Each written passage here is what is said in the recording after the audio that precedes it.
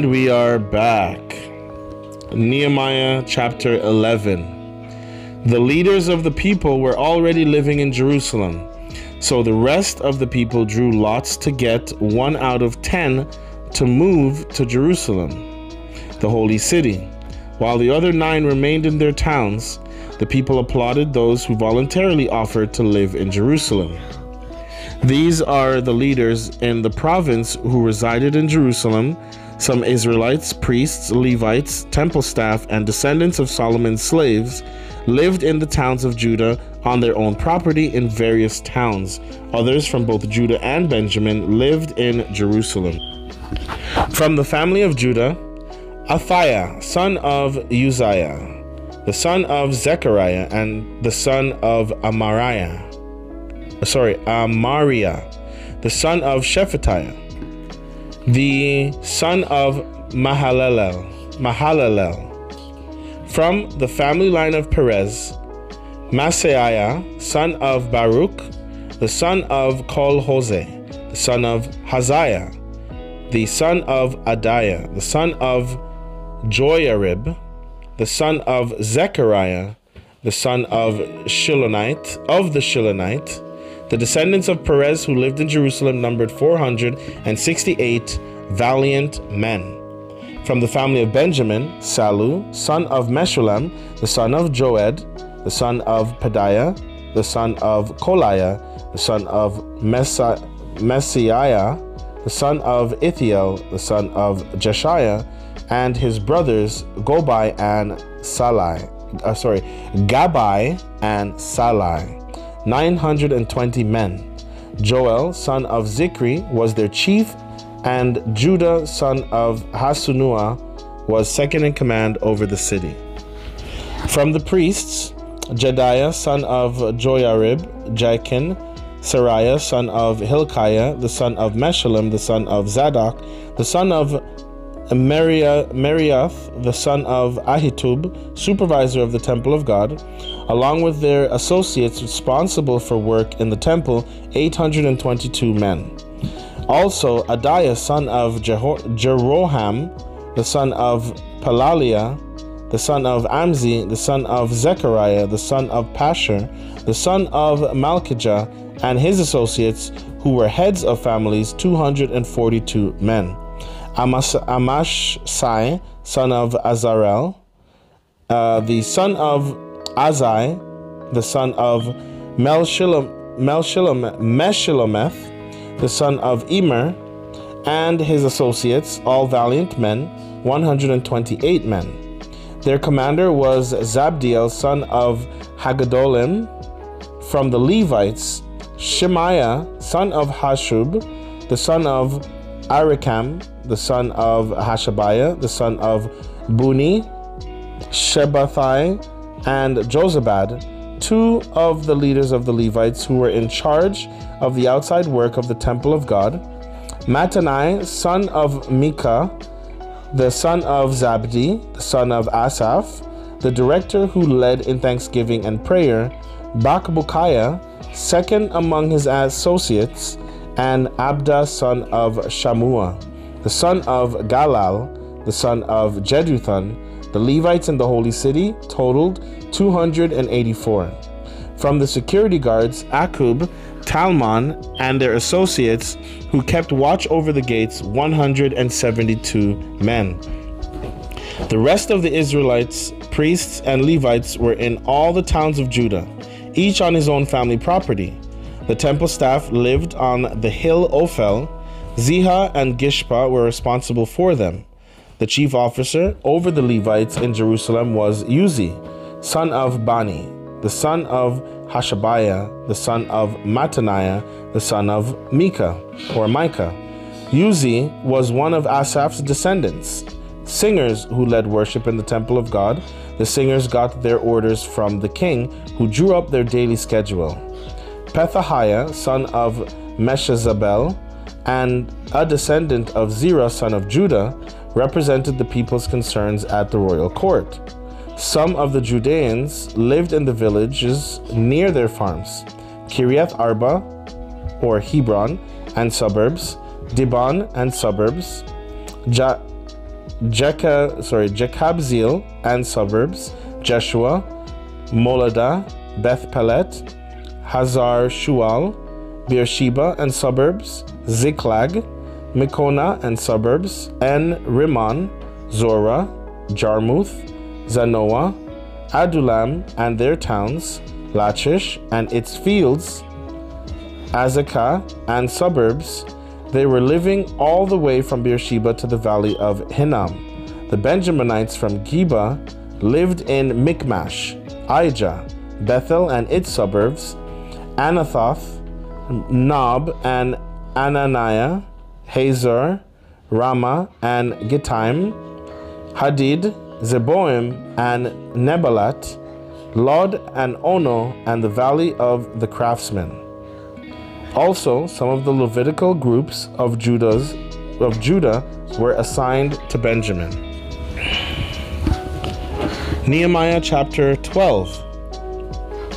These are the priests and Levites who came up with Zerubbabel, son of Shealtiel, and with Jeshua: Seraiah, Jeremiah, Ezra, Amariah, Maluk, Hattush, Shechaniah, Rehum, Meremoth, Edo, Ginnathon, Abijah, Mijamin, Moadiah, Bilgah, Shemaiah, Joiarib, Jediah, Salu, Amok, Hilkiah, and Jediah. These were the leaders of the priests during the time of Jeshua and the Levites. Verse 7. Jeshua, Binnui, Kadmiel, Sherebiah, Judah. Mattaniah, with his brothers, was in charge of songs of praise, and their brothers Bakbukiah and Uni stood opposite them in the services of worship. Jeshua fathered Joachim. Joachim fathered Eliashib. Eliashib fathered Joiada. Joiada fathered Jonathan, and Jonathan fathered Jaddua. During the time of Joachim, these were the heads of the priestly families. Of the family of Seraiah, Meriah. Of Jeremiah, Hananiah. Of Ezra, Meshullam. Of Amariah, Jehohanan. Of Maluk, Jonathan. Of Shechaniah, Joseph. Of Harim, Adnah. Of Meremoth, Helkai. Of Edo, Zechariah. Of Ginnathon, Meshullam. Of Abijah, Zikri. Of Miniamin and Moadiah, Piltai. Of Bilgah, Shammua. Of Shimeiah, Jehonathan. Of Joiarib, Mattanai. Of Jediah, Uzi. Of Salu, Kalai. Of Amok, Eber. Of Hilkiah, Hashabiah. And of Jediah, Nethanel.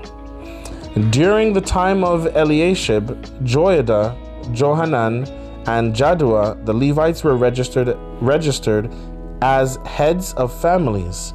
During the reign of Darius the Persian, the priests were registered. The Levites who were heads of families were registered in the book of the Chronicles until the time of Johanan, son of Eliashib. These were Hashabiah, Sherebiah, and Jeshua, son of Kadmiel. Their brothers stood opposite them to give praise and thanksgiving, one side responding to the other, as had been directed by David, the man of God. The security guards included Mattaniah, Bakbukiah, Obadiah, Meshullam, Talmon, and Akub. They guarded the storerooms at the gates. They lived during the time of Joachim, son of Jeshua, the son of Josadak, the time of Nehemiah, the governor, and of Ezra, the priest and scholar.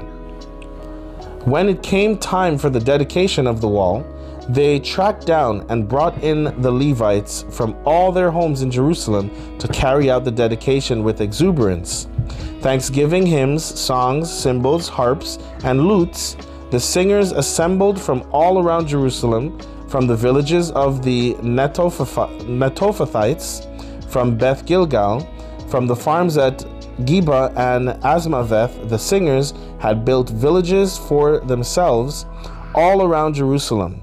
The priests and Levites ceremonially purified themselves. Then they did the same for the people, the gates, and the wall. I had the leaders of Judah come up on the wall, and I appointed 2 large choirs. One proceeded on the wall to the right, toward the dung gate. Hashiah and half the leaders of Judah followed them, including Azariah, Ezra, Meshullam, Judah, Benjamin, Shemaiah, and Jeremiah. Some of the young priests had trumpets. Next, playing the musical instruments of David, the man of God, came Zechariah, son of Jonathan, the son of Shemaiah, the son of Mattaniah, the son of Micaiah, the son of Zachar, the son of Asaph, and his brothers Shemaiah, Azarel, Milalai, Gilalai, Mai, Nethanel, Judah, and Hanani. Ezra the scholar led them. At the fountain gate, they went straight ahead up the steps of the city of David, using the wall stairway above the house of David to the water gate on the east. The other choir proceeded to the left. I and half of the people followed them on the wall from the Tower of Furnaces to the broad wall, over the Ephraim gate, the Jeshanah gate, the fish gate, the Tower of Hananel, and the Tower of the 100, as far as the sheep gate, stopping at the prison gate. The 2 choirs then took their places in the temple of God. I was there with half of the officials, along with the priests Eliakim, Maaseiah, Miniamin, Micaiah, Elionai, Zechariah, and Hananiah, with their trumpets. Also Maaseiah, Shemaiah, Eleazar, Uzi, Jehohanan, Malchijah, Elam, and Ezer, the singers, directed by Jezrahiah, made the rafters ring.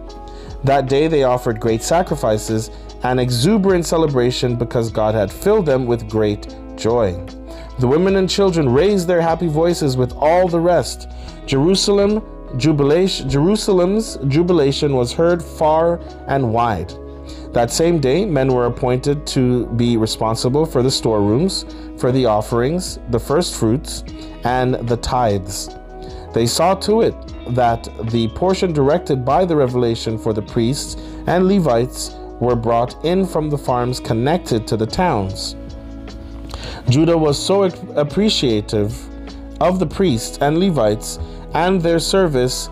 They, along with the singers and security guards, had done everything so well, conducted the worship of their God and the ritual of ceremonial cleansing in a way that would have made David and his son Solomon proud. That's the way it was done in the olden days, the days of David and Asaph, when they had choir directors for singing songs of praise and thanksgiving to God. During the time of Zerubbabel and Nehemiah, all Israel contributed the daily allowances for the singers and security guards. They also set aside what was dedicated to the Levites, and the Levites did the same for the Aaronite. Nehemiah chapter 13. Also on that day, there was a reading from the book of Moses in the hearing of the people. It was found written there that no Ammonite or Moabite was permitted to enter the congregation of God, because they hadn't welcomed the people of Israel with food and drink. They even hired Balaam to work against them by cursing them, but our God turned the curse into a blessing. When they heard the reading of the revelation, they excluded all foreigners from Israel. Sometime before this, Eliashib the priest had been put in charge of the storerooms of the temple of God.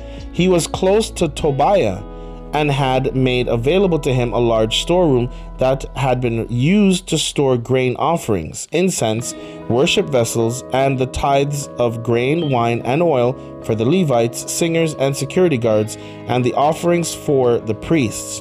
When this was going on, I wasn't there in Jerusalem. In the 32nd year of Artaxerxes, king of Babylon, I had traveled back to the king, but later I asked for his permission to leave again. I arrived in Jerusalem and learned of the wrong that Eliashib had done in turning over to him a room in the courts of the temple of God. I was angry, really angry, and threw everything in the room out into the street, all of Tobiah's stuff. Then I ordered that they ceremonially cleanse the room. Only then did I put back the worship vessels of the temple of God, along with the grain offerings and the incense. And then I learned that the Levites hadn't been given their regular food allotments. So the Levites and singers who led the services of worship had all left and gone back to their farms. I called the officials on the carpet. Why has the temple of God been abandoned? I got everyone back again and put them back on their jobs, so that all Judah was again bringing in the tithe of grain, wine, and oil to the storerooms. I put Shelemiah the priest, Zadok the scribe, and a Levite named Pedaiah in charge of the storerooms. I made Hanan, son of Zachar, the son of Mattaniah, their right-hand man. These men had a reputation for honesty and hard work.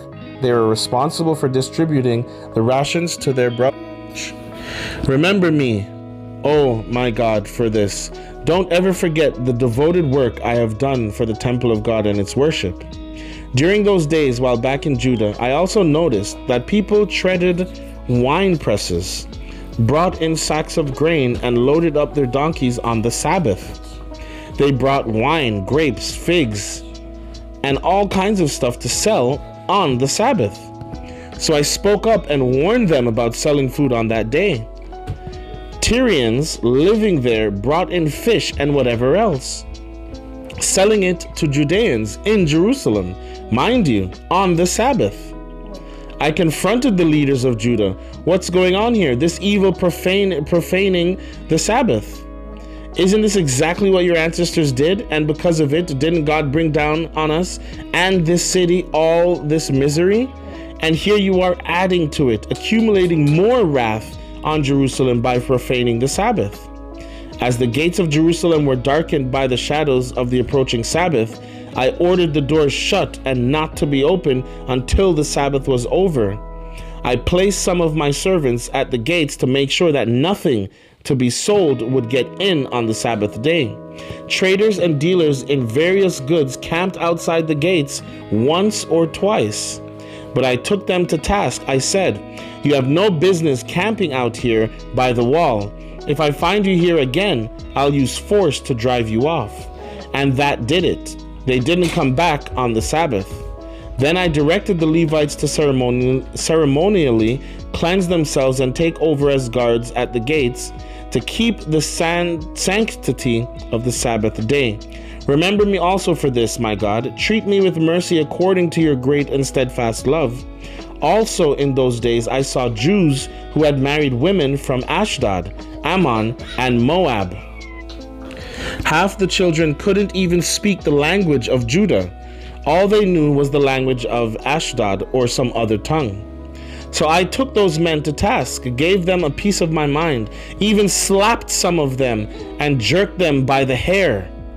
I made them swear to God, don't marry your daughters to their sons, and don't let their daughters marry your sons, and don't you yourselves marry them. Didn't Solomon the king of Israel sin because of women just like these? Even though there was no king quite like him, and God loved him and made him king over all Israel, foreign women were his downfall. Do you call this obedience? Engaging in this extensive evil, showing yourselves faithless to God by marrying foreign wives. One of the sons of Joiada, the son of Eliashib the high priest, was a son-in-law of Sanballat the Horonite. I drove him out of my presence. Remember them, O God, how they defiled the priesthood and the covenant of the priests and Levites. All in all, I cleansed them from everything foreign. I organized the orders of service for the priests and Levites so that each man knew his job. I arranged for a regular supply of altar wood at the appointed times and for the first fruits. Remember me, O my God, for good. Amen. Amen. And that is the end of the book of Nehemiah.